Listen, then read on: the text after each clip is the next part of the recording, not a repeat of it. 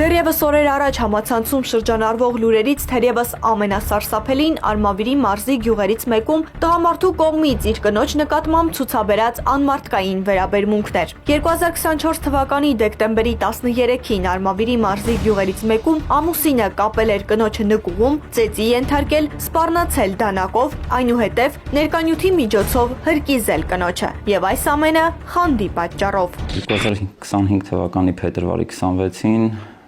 անձը հաղորդում է ներկայացրել ներքին գործերի նախարարության ոստիկանության վաղաշապատի բաժնում այն մասին, որ իր ամուսինը խանդի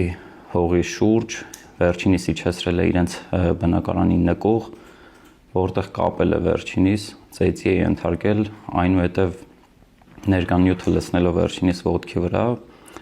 կրակայրիչի միջոցով այրել է վերջինիս։ Դեպքի վերաբերյալ նախաձեռնվել է քրեական վարույթ եւ անմիջապես սերնամուխ են եղել նախաքննության իրականացմանը։ Վարույթն իրականացնող մարմնի կողմից կատարվել են անհրաժեշտ բոլոր վարույթային գործողությունները, հարցաքննվել են անձին, կատարվել է դեպքի վայրի զննություն, որտեղ հայտնաբերվել է ներկանյութը եւ մի շարք այլ իրեր առարկաներ, նշանակվել են փորձաքննություններ։ Դեպքի վայրի զննությունը իրականացվել է, դեպքի վայրում առկա են եղել ներկանյութեր, որոնք վերցվել են վարույթն իրականացնող մարմնի կողմից եւ նշանակվել են համապատասխան փորձաքննություններ։ Մարմնական վնասվածքները պարզելու համար նշանակվել է դատաբժշկական փորձաքննություն եւ համաձայն դատաբժշկական փորձաքննության